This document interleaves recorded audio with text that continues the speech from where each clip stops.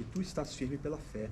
Não te orgulhes, mas teme, porque se Deus não poupou os ramos naturais, também não poupará a ti. Perspectiva terrível. Se a gente se orgulha, se a gente se acha melhor, tomamos o lugar dos judeus. As promessas do passado agora se aplicam a gente, não ao judeu. A gente está se orgulhando. E Deus pode cortar a gente dessa oliveira. Considera, pois, a bondade e a severidade de Deus. Severidade para com os que caíram, mas para contigo a bondade de Deus, se permaneceres nessa bondade. Do contrário, também tu serás cortado. E mesmo eles, se não permanecerem na incredulidade, serão enxertados, porque Deus é poderoso para enxertá-los novamente. Pois se tu foste cortado da oliveira silvestre por natureza, e contra a natureza fosse enxertado na oliveira cultivada, quanto mais os ramos naturais não serão enxertados da própria oliveira. Aí agora uma palavra bem forte. Irmãos, não quero que ignoreis esse mistério para que não sejais arrogantes. O endurecimento vem em parte sobre Israel, até que chegue a plenitude dos gentios. E assim, todo Israel será salvo. Isso aqui é muito forte. Na economia divina, de um jeito que escandaliza e choca a gente, Deus endureceu os judeus, o povo da promessa, o povo da aliança, para que nós, gentios, fôssemos enxertados. Uma hora, o número de gentios vai ser completo, dentro do plano e propósito eterno de Deus. Aí, o que Paulo está dizendo aqui?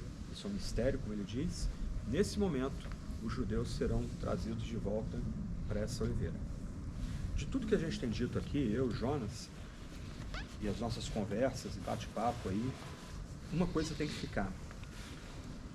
Quando a gente lê a Escritura, a gente não pode tentar imaginar Deus como um jardineiro plantando duas árvores. Uma árvore é Israel, outra árvore é a igreja.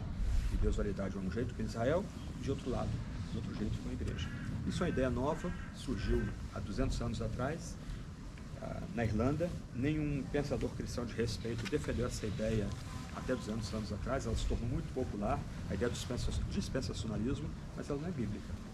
Agora, pior ainda, é a ideia que vem da Idade Média, que Lutero também defendeu, tristemente, e outros têm defendido no nosso tempo, que Deus, no seu jardim, plantou uma árvore, cuidou dessa árvore durante um tempo, em algum momento arrancou essa árvore toda, jogou fora e plantou uma nova árvore no lugar. Eu já defendi isso. Eu tenho vergonha de ler textos meus onde eu defendi isso, mas era a tradição onde eu fui criado. Só que ao reler Romanos 11, eu não tenho mais como defender isso. Há uma única árvore, Israel. Ela é frondosa. Deus teve que dar uma poda nela.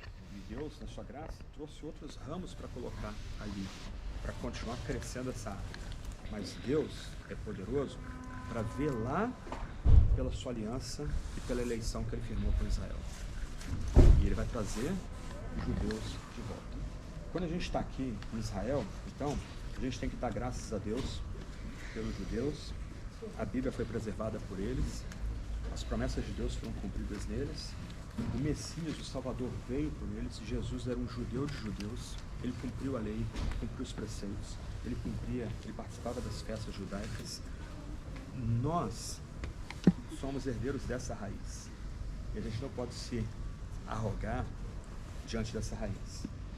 Você está aqui, então você pode firmar um compromisso, por exemplo, de aprender mais sobre o Antigo Testamento, notar as conexões do Antigo Testamento no Novo Testamento.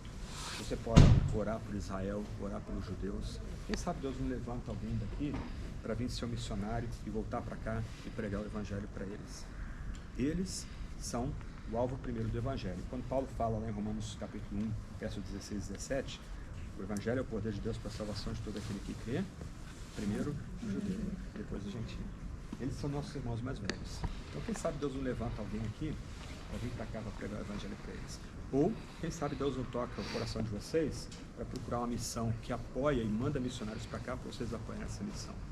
Esse é o ponto. Essa igreja aqui lembra que há 150, 200 anos atrás, amar os judeus era um ponto comum de todas as grandes tradições protestantes. Apoiar a vinda deles para essa terra era um ponto comum em todas as tradições protestantes. Esperar uma grande conversão deles era um ponto comum para todas essas tradições. Vamos orar, e depois o Mochico guia a gente aí para o museu, e aí